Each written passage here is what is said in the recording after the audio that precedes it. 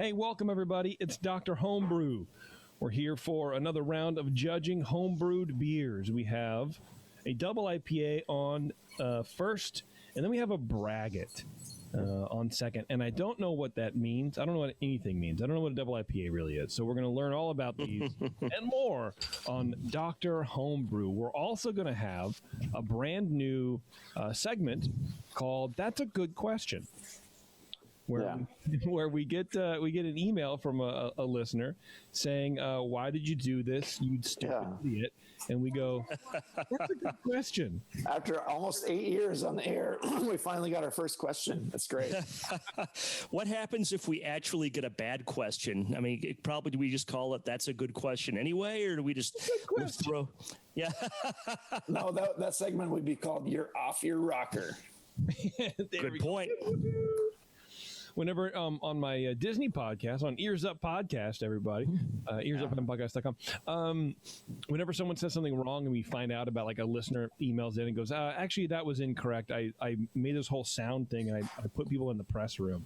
So I have to go to the press room and be like, so I said some things on the last show that I didn't really mean. And well, A, usually that's Terrence, and B, I haven't heard anybody have to go in the press room for a while on Ears Up. So I went in the press room the other day. Okay. I'm a little behind on the archives for Ears Up then. How dare you? We just launched a new shirt. Go to our Etsy page, etsy.com/shop/coveyears. Tomorrow, old Tomorrowland entrance sign. It's like the arch, right? It's in bamboo and it has a little mask and the tusk, or not Tomorrow. It's Adventureland, right? But it says Tomorrowland in bamboo. In my mind, it was like, those cakes that look like a book. It's not really a book. It's a fucking cake. It's like, like just a weird thing to scratch your brain at. But anyway, I digress. Why we're here. We're on the right show. 5-star. You go to 5starchemicals.com. If any time, Brian, I'm just talking about nothing, you're on the right show. This is it. Last show was Star Trek. Yeah, that's right. We're going to talk about the Tiki Room in a couple of minutes here, I think. So let's just keep plowing forward. 5starchemicals.com. Go there, learn about the best way to clean and sanitize your brewing equipment. Follow them on social media. They won't spam you. They were not going to post every hour like some people do. They're just nice, friendly people making great chemicals for you to clean and sanitize with. So shoot them a line, drop them an email, thank them for sponsoring this show, because they definitely don't have to, and they've been doing it for a long time. So, please shower them with accolades. You know what I'm trying to say. All right, Brian, welcome back, my dude. Yeah, thank you. Glad to be here. You have a double IPA. Double the fun.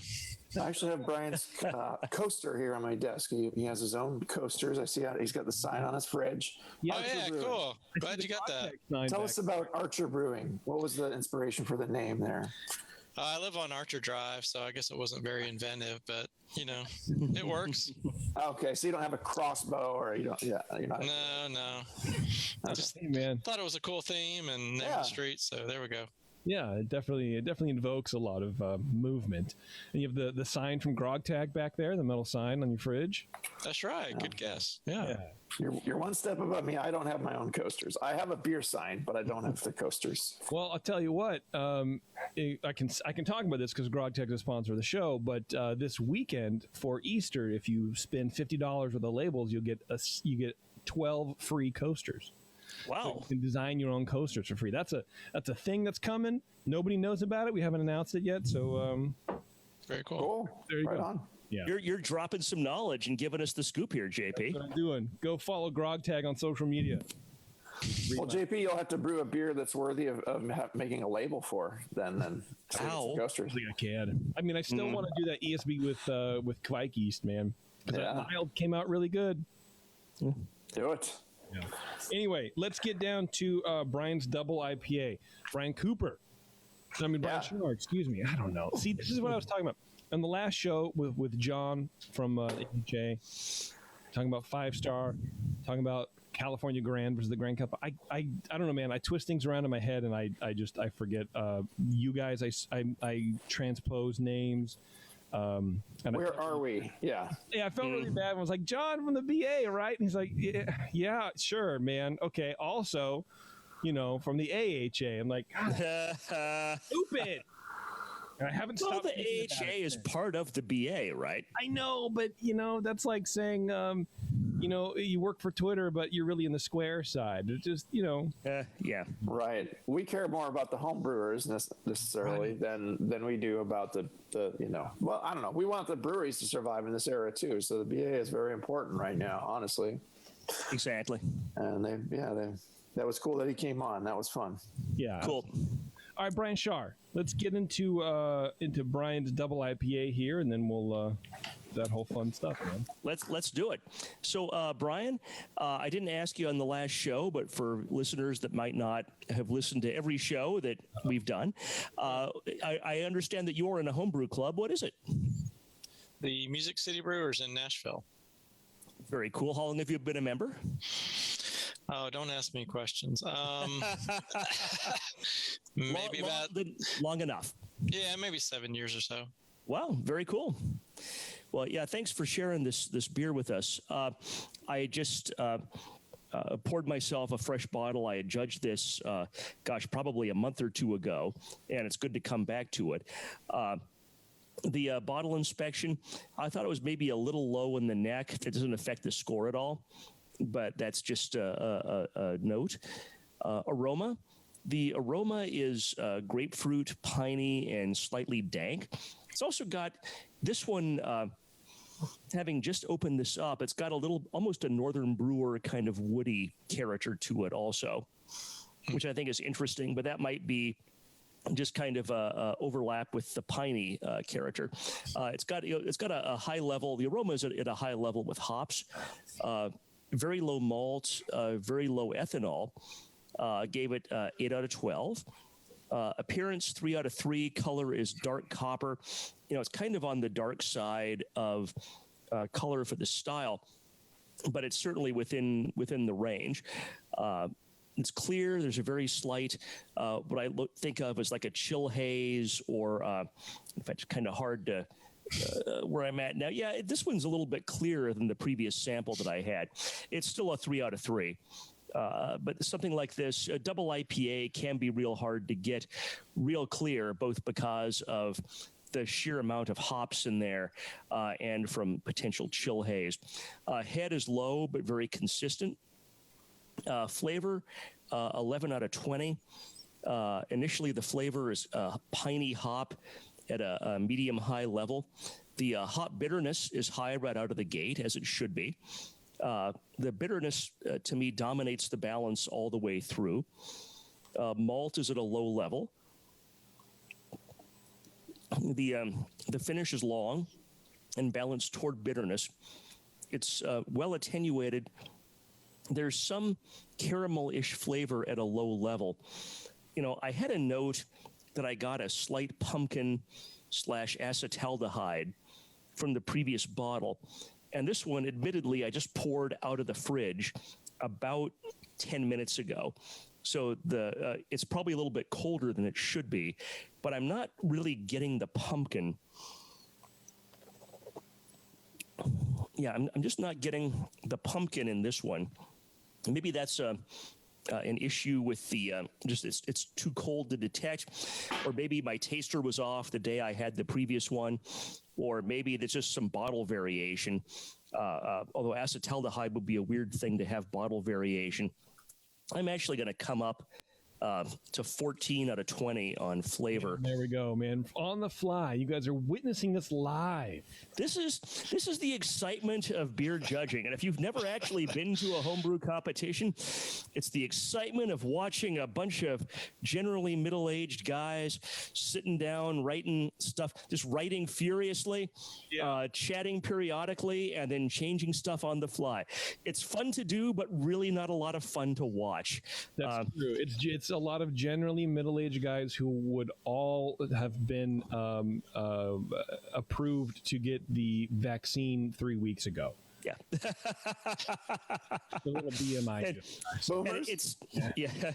Like BMI of overweight is my joke. So sorry. What's funny too is like when you first start judging beer and your friends ask you, what are you doing this weekend? And say, oh, I'm judging a homebrew competition. Like, oh, can we come? And like, I think it's like, no. like everyone's just going, yeah, you get some. Yeah. Let's try this. Yeah. They think it's like a beer festival or like GABF or something. But no, like, sorry guys, sorry to disappoint you. It's not at all what you think it's going to be. We do a lot of that on this show. Yes. A lot of, like, just listen to the show if you're curious about what actually happens at a homebrew competition. I have thought about like maybe like doing a beer in advance, like a pre-show, not recording the podcast, but just go live and just see if anybody like, I don't know, for those people who like maybe give a shit. We're gonna do a special show where it's just a recording of us judging the beer before the show, and it's Brian sitting at his table. And then smelling and tasting his beer, discussing it with no one. And then it'll show me doing the same thing. And my kid coming in, interrupting me.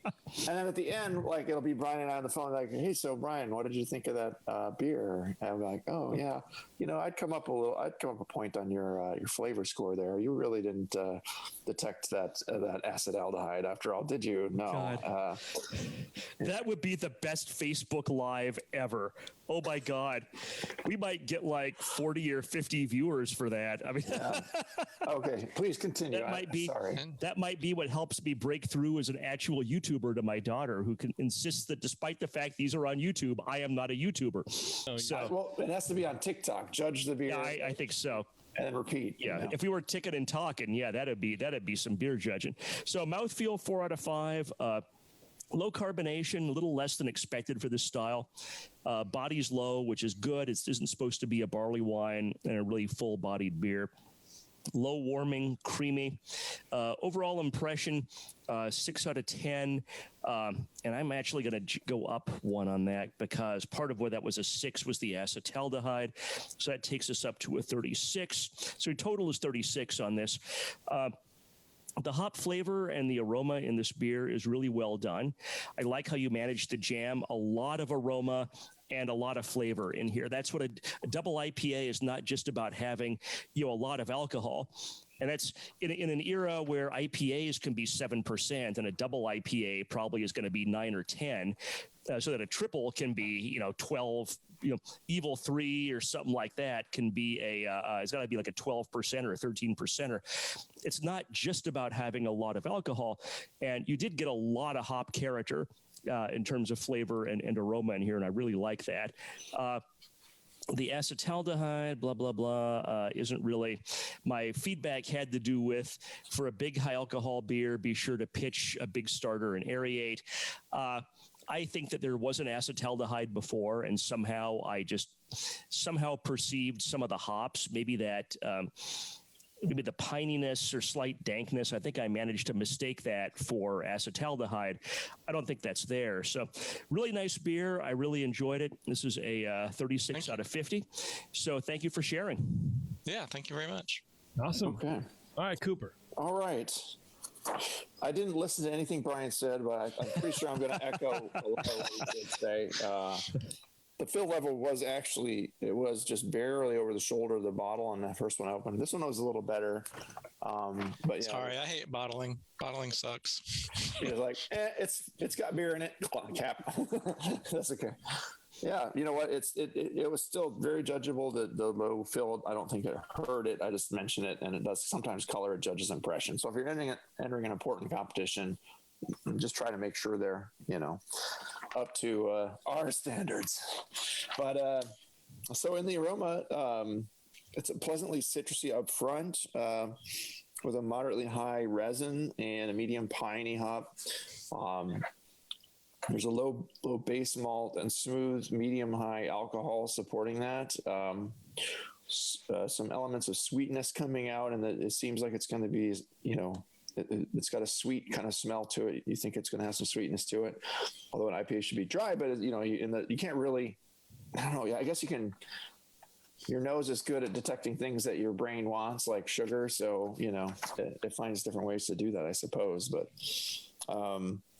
it smells like something that would be sweet, I guess you could say, is what you really should say, because you're not smelling the sugar. It's pretty fruity with some apple pear esters, no diacetyl. I didn't get any acetaldehyde. But it's nice and pungent, and the malt is kind of bready and a little kind of a light toast and a fairly deep caramel in there with it. So the aroma is really inviting. I liked it. Appearance wise, it's a copper colored beer. Well, light copper, I guess. With a very slight hop haze. It's almost the same color as the kvass. It is, yeah. Brian, you just make all your beers the same All color? my beers are the same color. Yeah, it's Like a little more red. Yep, it's like a little more orange, and the kvass had a little more amber tint. Yeah, some brewers have a house flavor. You've got a house color. Let's go. Yeah. Man, I'm loving your imperial stout, bro. It's Yeah.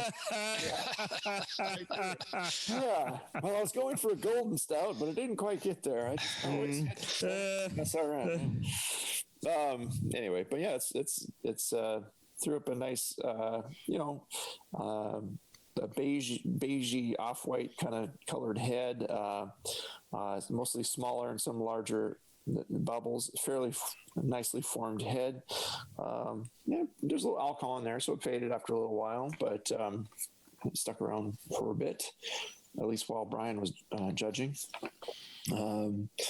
Flavor-wise, I'm getting moderately strong hop flavors up front with resin and pine, again, as in the aroma. They're dominant here.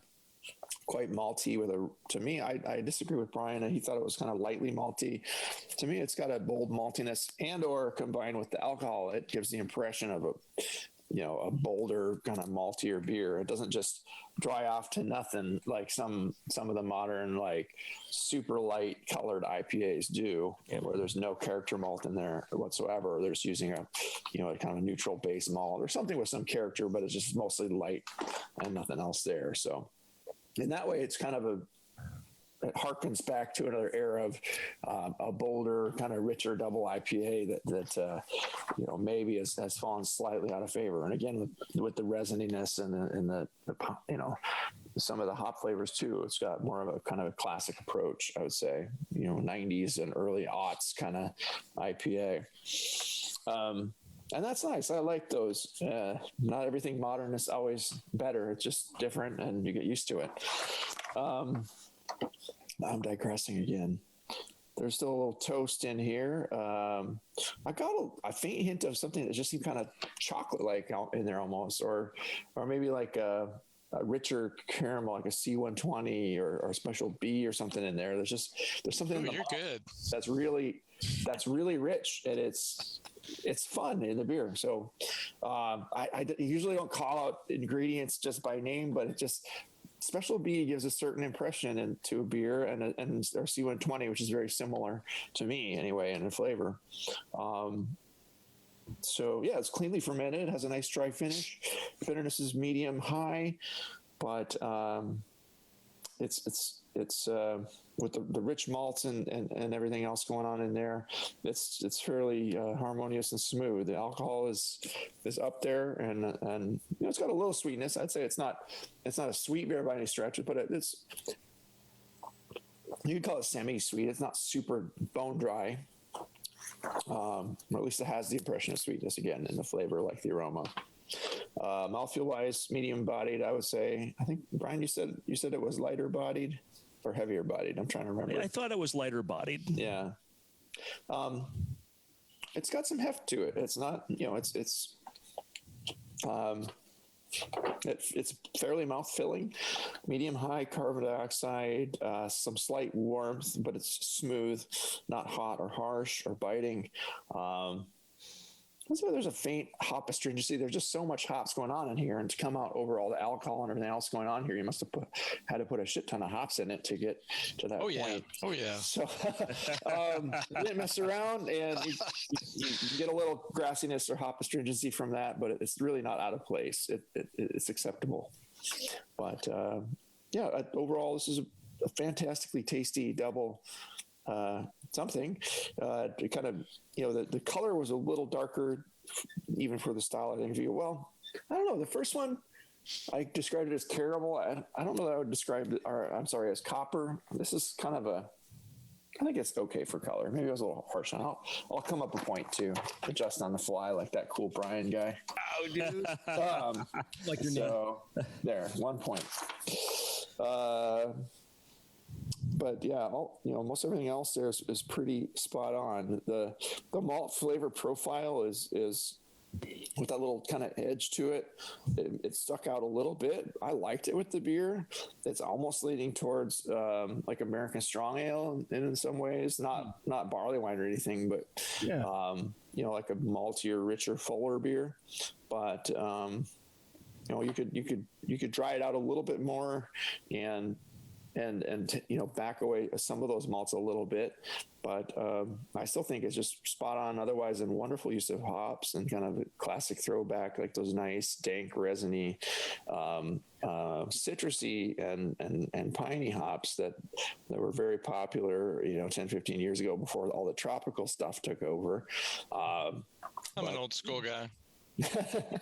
You can consider entering as, it's not a style that anyone really makes much of, but it's like I would call it a red IPA kind of, it's like, I would agree with that. Like a specialty as an imperial red, a double red IPA. If it's probably over 1070, It does have that sweetness to it and the body to it, but the hops very much like a really nice like double red IPA, I would call it. The SRM on my recipe said 12. I don't know how that. Mm-hmm. Yeah, you can. 12 is fine for double IPA. I think it's. Now that's software, so that can always differ from what you get. 6 to 14, and again, the guidelines aren't the Bible; they're just guidelines. So, but yeah, it's a real fun beer, and I landed on a 36 as well with Brian there because of my added point. Let's see. I wrote a lot of things on this sheet here. It's a double red IPA. You could declare it as that. You could also make it as a 22B American Strong Ale. Yes, also a disclaimer, I shouldn't guess ingredients, though not, oh well, I did anyway. Not quite as richly malty and sweetly alcoholic as the 22Bs often are, the American Strong Ales, but it could compete there. If you want to say, it's too IPA-like, in that category. And did you really write down, oh, well, I did anyway? If you no, to write that down. I just wrote that I shouldn't guess ingredients. So, right, because it's definitely a Brian Cooper thing to write down. I feel. I'm just editorializing here. Sorry about that. And I'm getting really lengthy. We're not going to get to our second brewer. Sorry, Mark. No, man. There's kind of a fine line between double IPA, barley wine, strong ale. I mean, you can really split hairs there. Yeah, so you're totally right. Sure. I like it. What I like about it is it's layered. I think no, I'm actually editing a brew strong where they talk about stratification and fermentation. But for me, there's and Jamil says like a black and tan. If you think about that, that's what stratification is, and that's what I get on my flavor brain, where it's like malt and hops, and they're different. They're segmented, but in a good way, because a lot of that sweetness and that caramel malt carries through underneath the hops, so it's like a coating. It's like a condom for the hops. Yeah, it's just like the very, very extremely firm bitterness, and I like it. It does take me back to like older beers, late '90s, early 2000s, and I was in the aroma. I wanted the recipe because the aroma reminds me a lot of some of the double IPAs early on that Tasty would brew. Right, or some of the classic early California, like Drake's Den Organizer, those kinds of richer, bolder double IPAs. He had this aromatic sort of like hop blend or whatever. He sometimes those beers can really just punch you in the nose, and other times they can be very, very complex with the aromas. But I feel like with beers like these, he would always have this this, you call it a house flavor or a house patented tasty blend. Yeah. like the hops that he liked to use for a beer with malt like this, and it reminded me very much of those beers. So, Brian, go ahead and give us your recipe. It was a damn fine brew. I just wanted to say one more thing at the bottom, and I don't know if it was 1 a.m. when I finished judging this the first time or what, but as I got through that whole discussion about what to enter it as or why, where you should maybe put it, I just put, this is a rebel without a cause, a gypsy without a home. I wrote that on a score sheet. So I think I was buzzed. Yeah. You guys start laughing. So that was your overall impression? That is badass, man. That's the wrap up for my overall impression. Oh my God. And with that, we'll let Brian go into the recipe. Please. I'm a cowboy on the steel horse I ride. Yeah. Brian Cooper's on some Bob Dylan shit, man. Oh God, that's hilarious. I think will be happy. Anyway, Brian, go ahead. Makes me think of Pee Wee Herman when he says, "I'm a rebel, Dottie." Rebel Dottie. Yeah. You wouldn't understand. A loner. That's right. Go ahead, Brian. Yeah, it's funny, Brian, because you called out some of the ingredients, not all of them, but the malts. I had 13 pounds of pale malt, a pound of Cara Red, and a pound of wheat. And then I had 5 ounces of Crystal 40, 4 ounces of 120, which you called out, 2 ounces of chocolate rye, which I think you mentioned some chocolate, and a pound of honey was in there as well. I like to put honey in my IPAs. Honey can, do nice things in a double or a single IPA, yeah. And then I had just a crap ton of hops shoved in there. Basically 11 ounces of hops in the boil and 5.5 dry hop. I had 2 dry hops, so double dry hop. And the second one was actually in the keg. Mm. Oh, cool, yeah. You have one of those things you can suspend the hops in there. Yeah, it's like a stainless steel cylinder, and I had some whole leaf hops that I shoved in there, and it did great. Yeah. I guess you can read about people say don't do that. It'll get too vegetable or too something, but I was just making it for me, and I said, what the hell, I'm going to do it, and I thought it turned out great. I was surprised at the clarity given hops inside the keg, but it turned out real clear. Yeah, absolutely. It's very, very clear. And what were the clear for being dry hopped in the keg like that? It is, yeah. What were the hops? So in the boil, I had 2 ounces of Centennial, 2.5 ounces of Crystal, 5 ounces of Amarillo, and 1.5 of Willamette. And then the dry hops were Simcoe and Cascade. I was gonna say there must be some Simcoe in here because that and it almost has like a lot of the C hops, but it gives kind of a I would have said guessed Chinook if I had to guess too, but that the Centennial and the Amarillo have a lot of similar citrusy and grapefruity kind of gnarliness in there that you can twist around. That's fun, man. That's a lot of hops, dude. Yeah, I got the recipe from a buddy of mine, Kirk Hutcherson. He's a great brewer. He's here in Nashville too. And I made some modifications. I made it a little darker. So I prefer it to be a little darker and changed up some of the hops, but it's basically his recipe. So I really liked it. Cool. Yeah, it came out well. Yeah. I will say when it first came out of the keg, I thought it was a bit harsh, but after about, say, 2 months, it seemed to really hit a sweet spot, kind of like a barley wine that might seem kind of harsh and aggressive when you first have it, but after a couple of months it really smooths out a little bit. So yeah, and it's held up well. I judged the first bottle almost nearly 2 months ago because it's almost April now. I judged it on February 2nd, and it tastes, and you bottled it well. There's no oxidation. It came through similarly as the bottle I judged 2 months ago, so nice job there too. And love to see it. I was going to say the OG was 1078, Final Gravity 1011, so it's 9% ABV. Yeah, that's right in the ballpark for double IPA these days. And, it's interesting.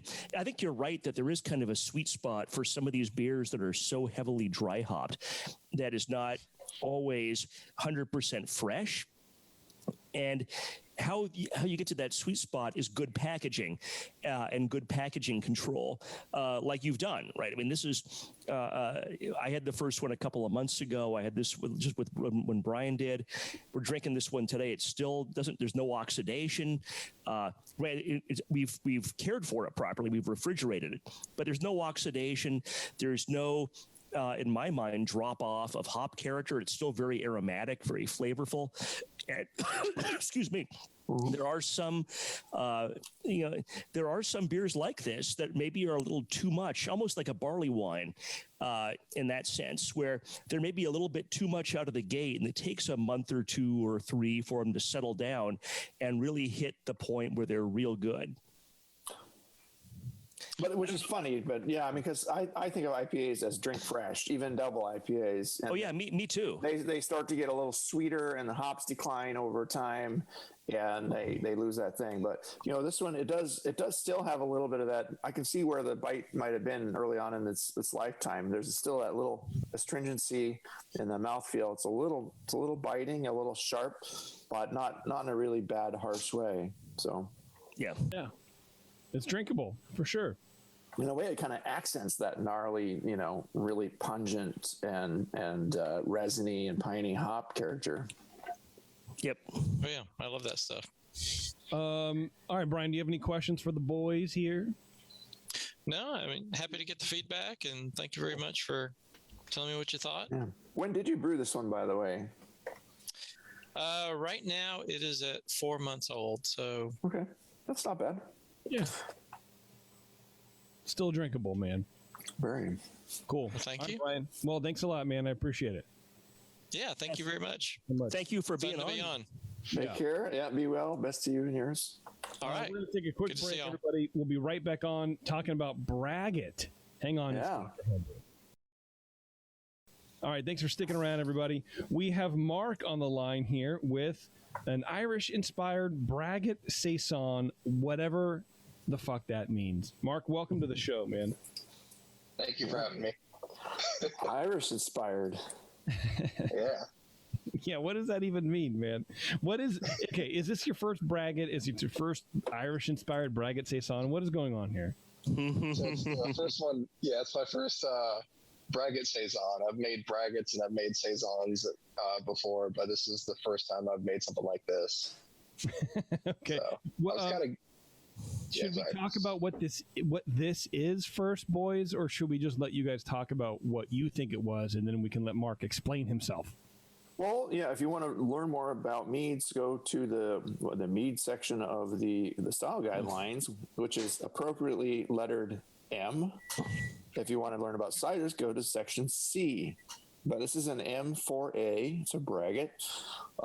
When you're entering one of these, you should declare... What is a Braggot? Well, it's a combination of, but it's a hybrid between a beer and a mead. So it's a beer with a very prominent honey character, or a mead with a beer character. I thought it should be called a mirror. Meaber. Yeah, why Braggot?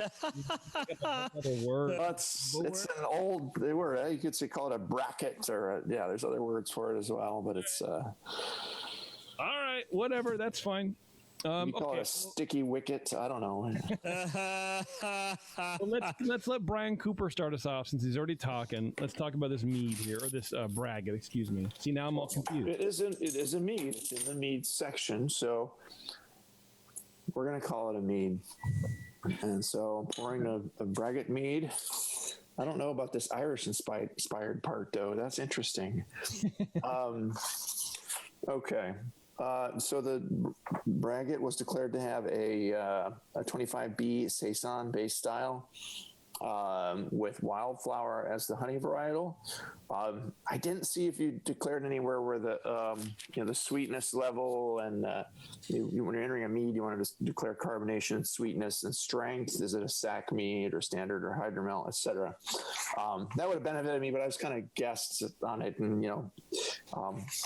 did the best I could. It seems sparkling and it seems kind of medium sweet. And if I had to guess, strength is probably somewhere between it's probably standard, but it could almost be light enough to be a hydromel. I'm not sure.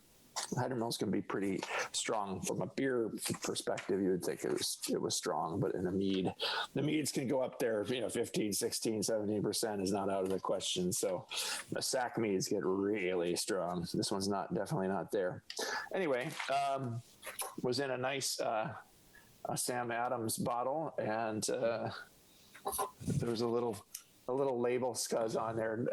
I won't get too picky on you, but that is a little, sometimes in a competition setting, that would be a little bit of a turnoff to a judge, or it might even get you disqualified. So you definitely want to, True. with us, it doesn't matter. We Points, know what we're doing. points But you want to make tag labels. Oh, yeah. Because, Yes. again, you can peel them off, and you can. There you go. Covers up that label scuzz. Yeah. Okay. So had a nice hiss upon opening. In the nose, I'm getting a pleasant floral, fruity, and herbal honey character up front. Some lightly phenolic yeast character accenting. I would say it has a low. Well, I'm looking for a Saison-like character. That character is pretty low and covered up by the honey. There's a faint kind of oranginess, which would be appropriate in a Saison, but it's expressing itself as a fruitiness alongside all this, the big floral character of the honey varietal you're using here, which is really actually nice. It seems like it would have substantial alcohol in the nose, but we don't know until we get in the flavor and the mouthfeel there. Moderately low fruity esters. It has kind of a soft kind of berry-like quality to it, which is kind of fun too, but it doesn't seem like there's any berries in here or any actual flowers put in. It's very, very, very floral. So the honey is coming through nicely. Appearance-wise, it's a copper-colored Braggot with a fairly good clarity. I didn't see any legs. Push it up against the edge of the glass there. It seems like it's it's not over that alcohol threshold where it throws up really big viscous legs. But it's got a firm carbonation. It seems like it's throwing up a nice head. Pours a medium head with fairly good retention actually, and it stuck around for a pretty substantial time in the glass. Even it faded to a color after a long while of judging. I spent a long time judging this last night. I judged it late into the night, and there's stories, but let's see. Flavor-wise, I'll get to that. It's got a wildflower again, kind of a mixed floral bouquet. The honey's definitely up front. A modest kind of oranginess and a prickly alcohol combines with the medium carbonation. Again, only a low, what I would call a Saison-like character. There is some spiciness there, but it's not really that peppery Saison-y kind of thing. Now, I understand when you blend a honey mead with a beer, it's going to express itself differently. But this was mostly honey and kind of modest, kind of phenolic character. The phenolic is kind of expressing itself almost a little medicinal, but it's not like an off-flavor medicinal. It's like almost like there's a tincture. It's like it's a throwback, like a medieval tincture or something. I don't know. Not that I've had medieval tinctures very often, but it's got this little interesting phenolic, but it's not like the chlorophenolic, nasty, plasticky stuff. It's actually kind of a nice phenolic character here. The mead is semi-sweet with a moderate alcohol, seeming to provide some of that sweetness. Medium low tannins, medium low acidity, and I'd say it has a medium full body. Other flavors, there's a little dried apricot in here, kind of a dried fruit character in general, maybe a little raisininess. The balance is definitely to the honey, and that floral honey just lingers in the aftertaste with that little semi-sweet, lingering sweetness in there too. So. I judge this is a mead score sheet we're working from, so there's only 4 sections here. So that was the flavor. They kind of combine mouthfeel with that. Overall impression, this is a very creative and fun braggot, combining the big floral punch of a strong wildflower honey with the general orangey and spicy yeast character of a saison. However, strongly balanced to the honey, so much of that is hard to discern. Much saison beer character. So that's just why I had a little hard time scoring it, I guess. But I really liked it for what it is, and it's a very fun braggot. And I wanted to mention too that I like to end my.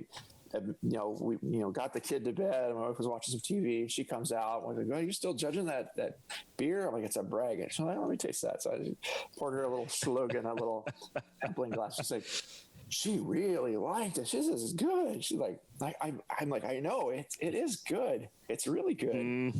But I guess I'm just, then I feel like a picky asshole. Like, but it doesn't have so much of the saison character, like because she knows what a saison tastes like. She was like, so it's really good. I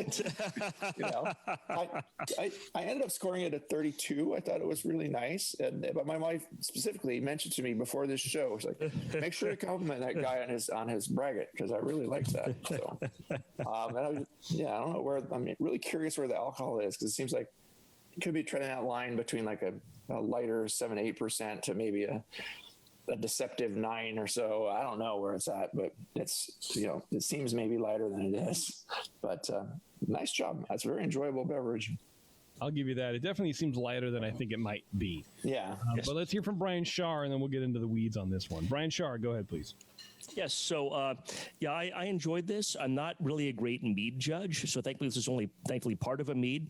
I'll share with you what I shared with these guys before the show. About 15 years ago, I was at a competition that was extremely short-staffed. It was literally, we were at it from like 9 a.m. to 9 p.m. I think it was on three flights of beer and a flight of mead. So local beer judge Roger St. Denis, who probably a lot of listeners know, who's super knowledgeable about mead, says, "Hey, we have 4 meads to judge. Just come and do a short flight with me." Like, oh, okay, that's fine. How hard can it be? And it was a pomegranate mead. I thought it was awful. I scored it like a 19. And Roger asks, "Well, what did you give this?" I gave it a 19. So I gave it a 41. And the look of pain and sadness on his face when I said that, I was like, okay, let me start erasing it. Then I realized that's not going to work. So I literally crumpled up the score sheet, threw it in the trash, and said, "Roger, tell me what I'm supposed to judge this and what I'm supposed to taste, because I don't understand anything about this beverage." And I've gotten better, but I'm still hardly a mead judge, and it is a different skill, and it's a good skill, but it's not a skill that I'm ever going to be great at. Having said all that, it was a funny story. I largely echo what Brian said. Aroma, 6 out of 10. Aroma is medium honey. I can't tell the varietal. Again, I'm not if I were like a really hardcore mead aficionado, I could probably tell you just from smelling it what the varietal is. I couldn't do that, but it was very pleasant and I liked it. Also in the aroma is a medium level of malt, probably Munich or Vienna. No hop aroma. I got kind of a low phenol earlier, but as it's warmed up, I don't really get that. I think what I thought was a low phenol was actually part of the honey character. And that's partly why, I tasted this about 2.5 hours ago to judge this for the show, and it's still the same bottle. It's been sitting on my kitchen counter. And I think whatever I thought was phenol is not really phenol. So I'm going to do this again. I'm going to come up a point. I'm on the fly. Tonight is the Brian is on the fly show. We have three points added. Wow. 3 hours. So I'm adding 1 point here. Appearance 4 out of 6. Low carbonation. The color is dark brown. It's very clear with a slight haze. Almost no head. There are legs, but they vanish pretty quickly. So were yours if you keep drinking this, you know what I mean? I know what you're saying, JP. Flavor, initially the flavor is honey-like to a medium to high degree. At this point, I'd say it's a high degree. It really, this is definitely balanced toward the honey. Sweetness is low. It's well attenuated. In mid-palate, the malt comes up somewhat, but the honey still dominates. No hop flavor. There's a very slight bitterness in the finish, which I think is the hop bitterness, but it might be tannin. I didn't really get much acidity, if any, or any tannin, but sometimes it can be really difficult, especially at a low level, to distinguish between bitterness from hops and bitterness from tannin. But that's 16 out of 24 for flavor. Overall impression, 7 for a total score of 34. This is a very flavorful beverage, which is pleasant to drink. I plan to finish this open bottle about halfway through it, so I'll probably just sip on it through the rest of the show. Yeah. If I've ever had a Braggot before, it's been so long I can't even remember. This might be the first one I've had. So definitely thank you for sharing that. The Saison does kind of get lost in the Braggot. The honey is very dominant, and it's kind of missing the spicy and bitter components of a Saison. And also, this is a difficult beverage because you've got to declare so many things about it.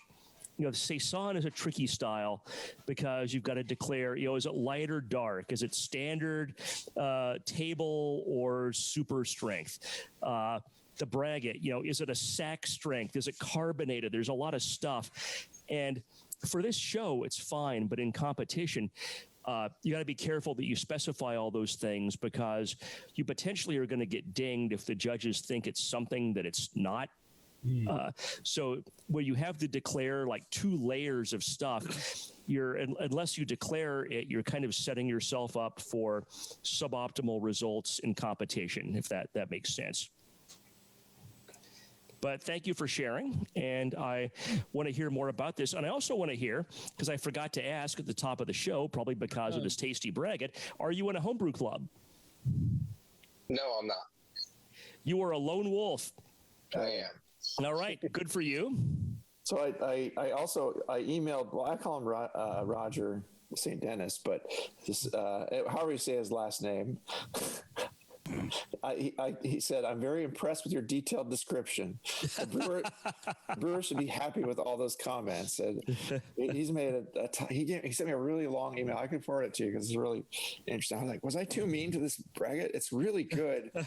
I just like the base styles are coming through, and he's talking about like some of them you get like where you judge one that tasted like a Saison, but it was like 80% Saison and just 20% of a mead, and they blended it, and then it was maybe the other way around. It was not enough honey character to really make it seem much different from a beer. Yeah. So you got to tread that line and find the right balance for it to work. And it doesn't have to be perfectly balanced. You can go a little bit one way or the other. But it's a tough balance, and pretty much whatever Roger says about mead, I'm going to nod my head and agree with. He's not because he's that knowledgeable. Well, because he'll kick your ass otherwise. Yeah, Roger would never kick your ass. No, he's just that knowledgeable. He's super aggressive, very strong. Definitely, I've seen him beat a man until both he and the man were crying. Yeah. I know exactly. Anyway, Mark, tell us a little bit about your beer. Give us your recipe if you got it, and all that kind of fun stuff. There he goes. He's gone. Absolutely. All right. So I'll just go through the recipe. So I'll start with the water adjustments. I started with 6 gallons of RVA water. I added an eighth of a teaspoon potassium metabisulfate, and then 1 tablespoon pH buffer. And then Mark, RVA water is Richmond, Virginia water? That's correct. Okay. Sorry. And then I adjusted pH to 5.4 with food-safe phosphoric acid. The grist is 8 pounds torrefied wheat, 6 pounds Vienna malt, 1 pound 135 crystal malt, 2.5 pounds wildflower honey. I mashed out 155 for 1 hour. And then the hop schedule is 0.5 ounce Mount Hood hops for 60 minutes, another half an ounce of Mount Hood hops for 30 minutes, another half ounce of Zaka hops for 15 minutes, and then I added the wildflower honey at flame out. I chilled to 80 degrees, and then I pitched the yeast, and I also used some wild microbes that I captured from local pawpaw fruit after it cooled down to the ambient temperature, which is around 70 degrees Fahrenheit. Okay.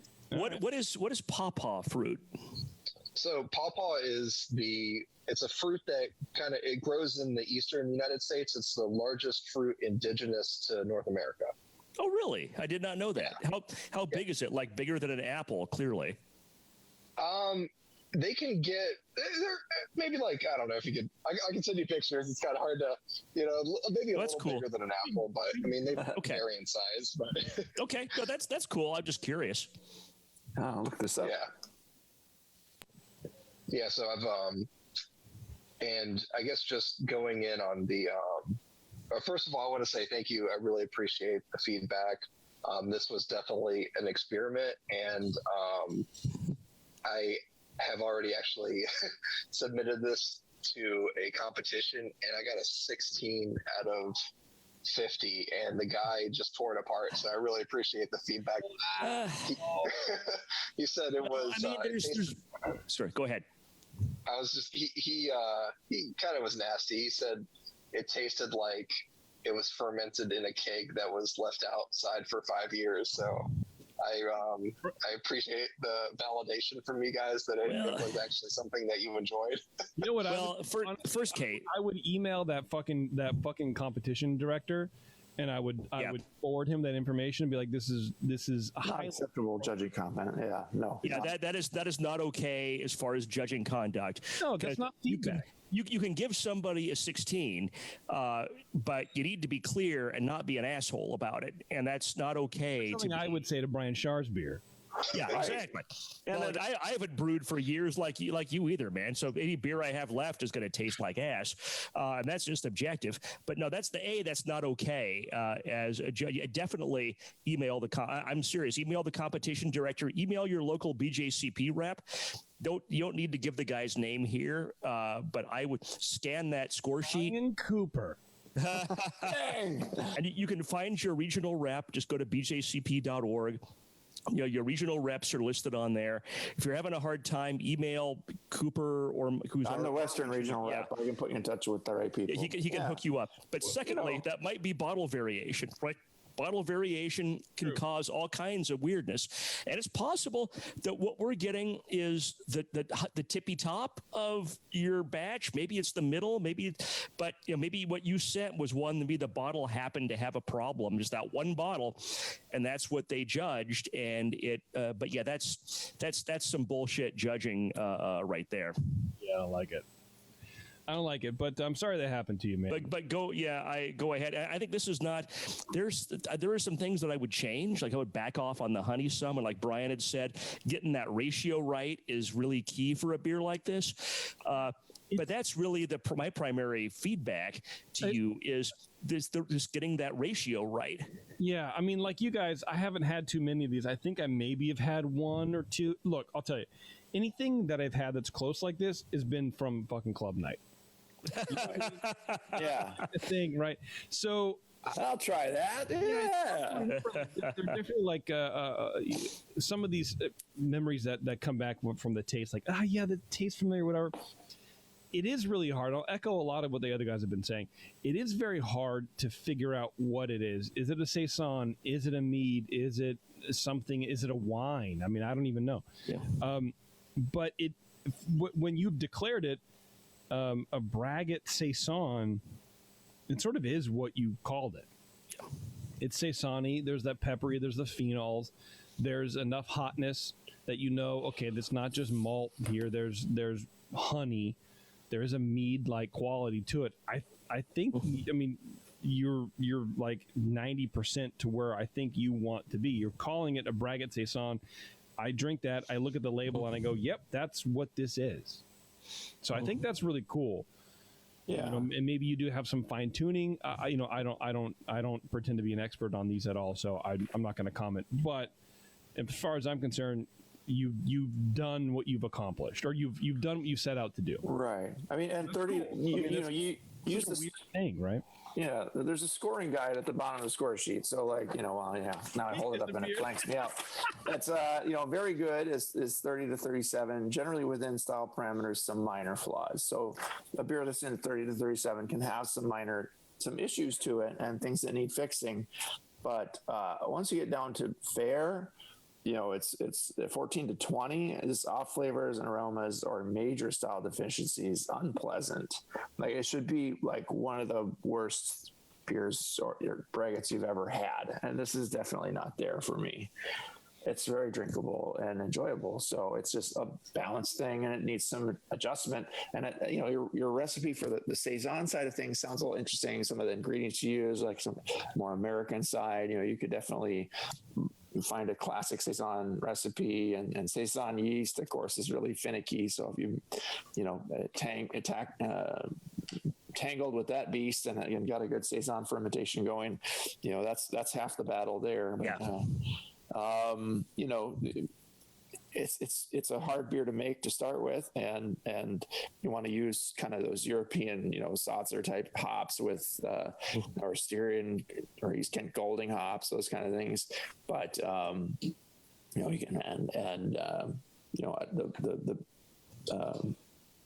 can just look at a few different Saison recipes and find some award-winning ones that, published in Zymergy or wherever and play around with some different Saisons until you find one that you really like. I mean, I would love to clone Saison DuPont, but it's probably impossible for me to do. I do like the fruity additions that you have there. I do like the fruit side of things. It almost tastes like blueberry if blueberry had flavor. It's like a tart blueberry. Yes. And it's very unique. I think it's good. My wife described it as brambleberry and roses. She was like just pulling out all these different things in there. Wow. When is she taking the BJCP exam, man? Yeah. I know. Judging. She'll come on the show instead of me. She's got a good palate. Her and Nicole Ernie need to get together to work on new vocabulary. Yeah. I know. Mark, do you have any other questions for the guys or did they kind of cover it?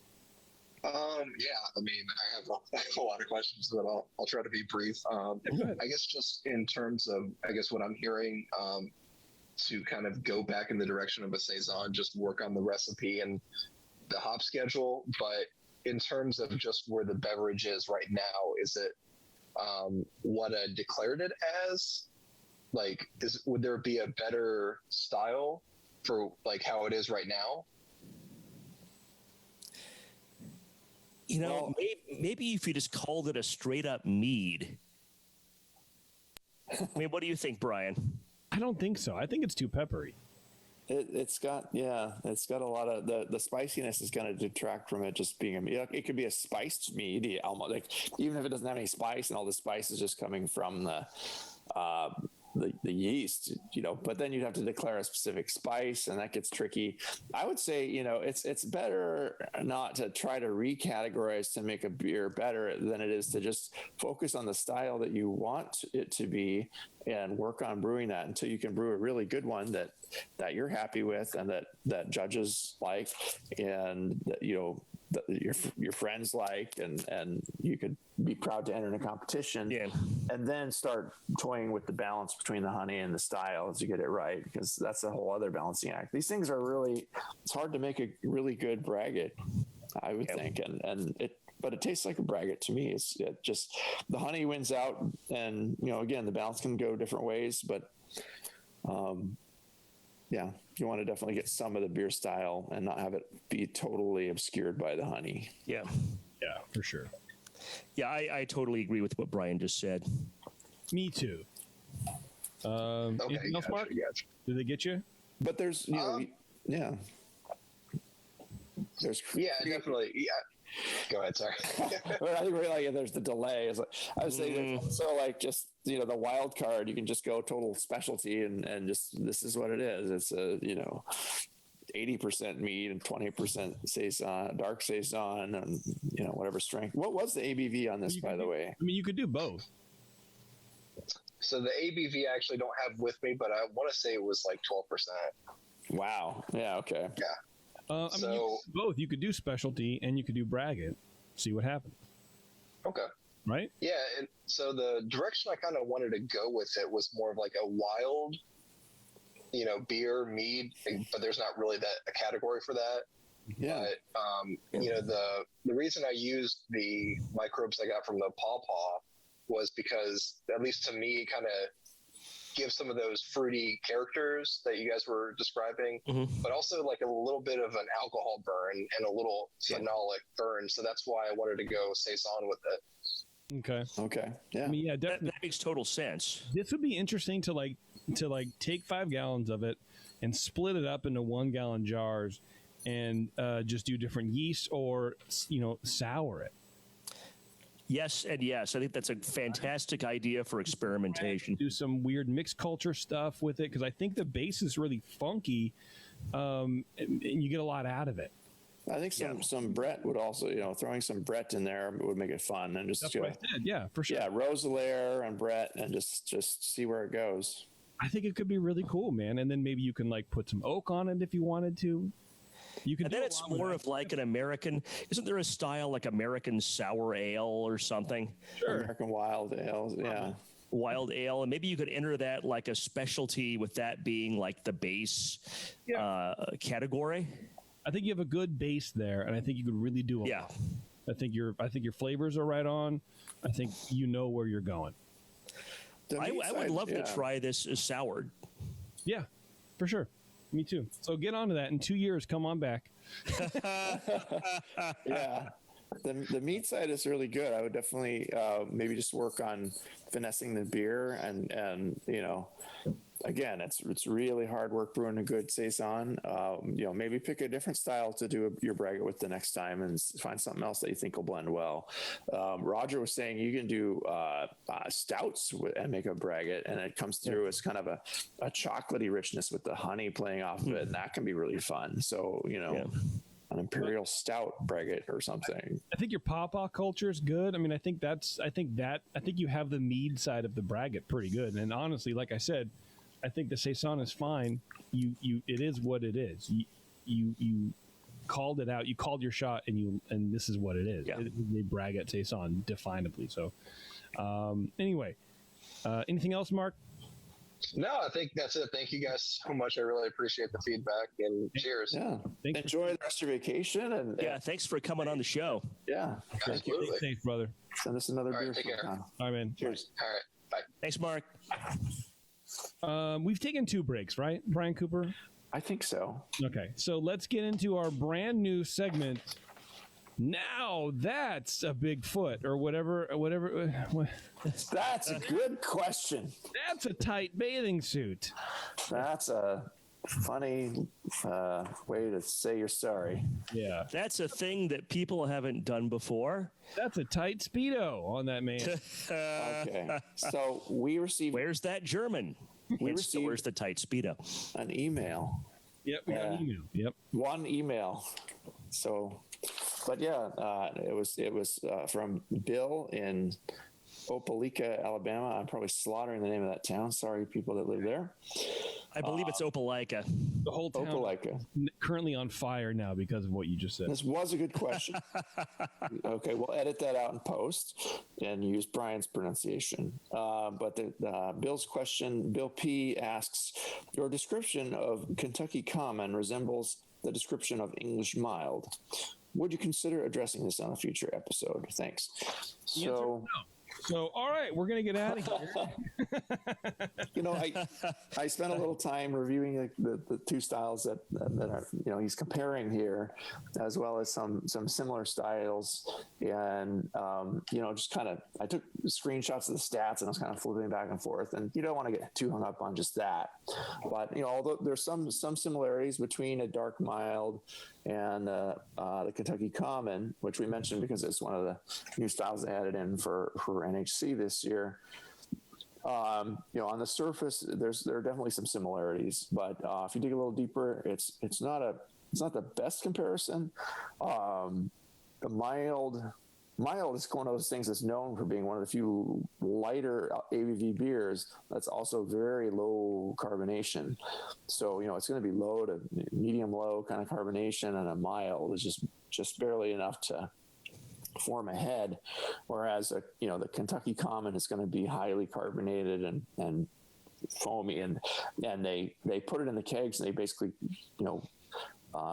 kegged it while it still had a few points of gravity left to go, I think, and just let it cellar and continue going in the keg with a really tight bung, and let it carbonate inside the serving vessel in these cellars. It's like 100 years ago, when they made these, but the mild uses mainly English ingredients and malts, and especially the yeast character you're going to get is going to be much different from the American lager, the Kentucky Common, kind of a classic. They might have used a lager yeast at low ale temperatures, or like it's an older beer style, so you might not even be sure what kind of yeasts they use, but the mild is going to be more of an American ale or kind of lager-like ale.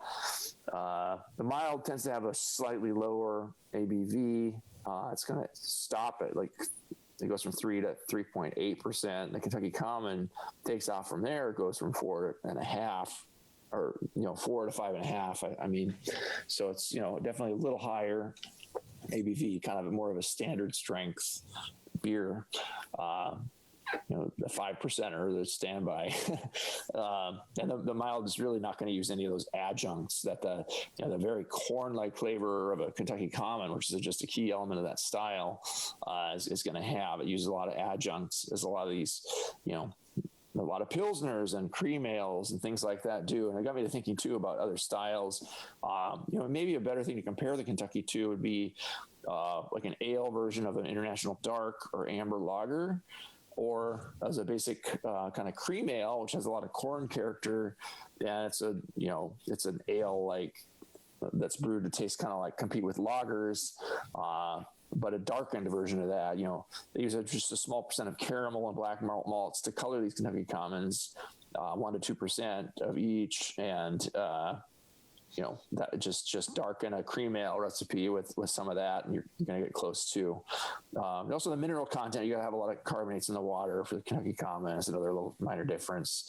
They just fermented it super fast too, and so but they're both very similar in that they're darker and on the lighter side, and brewed for present use pretty much. You don't want to let these sit and age necessarily. So they do have some good similarities. But that was a good question. Thank you, Bill, for sharing it with us. And if anybody else has questions about certain beer styles or what things you want to ask about judging or anything like that, just send them on in, please.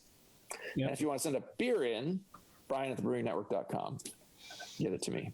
Brian at thebrewingnetwork.com. Yeah, I got that email and I was like, wow, that's very funny, because describing it didn't really seem like a special bitter or whatever he said, but I guess I don't know.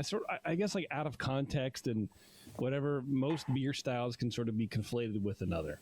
It's hard to it's fine lines that really determine what is a style and what is just a take on the certain style. Right. Yeah. You're just handed a beer. Here, this is an American dark lager, or whatever, or just handed a beer and told to guess the style. You got some that's I feel like a lot of beer styles. Well, I don't know what I mean, but I feel like beer styles are sort of moving to nondescript things. This is the most general we can make of this thing, so we can fit a bunch of subcategories underneath it. So like you said, here's an American dark lager. Well, I feel like that could even be blown out into like another category. And so at some point, it's just here's a lager. We're gonna go back to here's a lager. Right. You got to drill down. Lager. Yeah. Before I became a beer judge, I just made up this it looked like a Rubik's Cube, and it had going from light to dark, and from hoppy to not malty to hoppy, and light to strong, kind of ABV wise. And I thought you could just categorize beers like that, have a whole competition where you're this cube on the Rubik's Cube. It's dark, it's strong, and it's it's malty, not hoppy. We need to do? We need to make a magic 8-ball and have all of the answers, just different bullshit that BGCP judges say. You know? Yeah. I'm for that. This is how I judge. Like, this beer is 2, and you shake it and you go, malty. Okay, great. Art style. Phenolic. I think that Brian probably saw this too, but I found an interesting article that was from a presentation at NHC 2014. So if you search NHC 2014 Kentucky Common, there's a great article called Kentucky Common, an Almost Forgotten Style by Leah Deans and Dibbs Harding. I'm sure I've totally butchered both their names. But it was really interesting and went through in the space of like 10 pages in a very accessible way, kind of the history of the style and the results of their research, and thought it was really useful and very consistent with what Brian just said. Cool. Very good. Yeah, so go Google that, everybody. Google it up. Yeah, we'll be fine. All right. Thanks a lot. Yeah, like Brian said, if you want to send a beer into the show, Brian at thebrewingnetwork.com or JP or Dr. Homebrew, I think is its own stupid email address. So whatever. Brian with an I, don't spell it with a Y, please. Nobody. That would just be incorrect by definition. And get some beer. Like I said, we're taking meads, we're taking wine, kombucha, hard tea. Look at us. We just got a sake, and we got a Braggot. We got a lot of interesting stuff these last couple shows. Yep. So. Yeah, I do have some leftovers from. I did a sake show with Setting Sun Sake from San Diego. Oh wow! And they do the canned cocktails. Call them session sake. So if you guys are in the area, come on by. I'll give you one. Was this from an episode of The Session? Yeah, this is not for the general people. This is for specifically you two, Brian. This is not for anybody. Anyway, we're gonna get out of here, everybody. Thanks a lot for tuning in. I really appreciate it. We have a bunch of cool content coming out for this is Dr. Homebrew for Brew Strong. I'm editing a bunch of stuff right now. There will be a show about, like I said, stratification and fermentation. There will be a show coming out this month about barrel aging beers. So Jamil and John really get into that. We have a lot of cool backlogs of the session and some cool new shows coming out on the session as well. And then Dr. Homebrew just sort of chugs along, and we're the workhorse, man. We're drinking homebrew over here. Anything you make at home, look, fucking send in cookies, dude. I'll review your cookies. I don't care. And we're plugging Ears Up all the time too. Ears Up podcast. Those guys are working hard. Yeah, for sure. They do. Those guys work really hard. And there you go. Sometimes they hardly work. Yeah. All right, everybody. Thanks a lot for tuning in. We'll see you.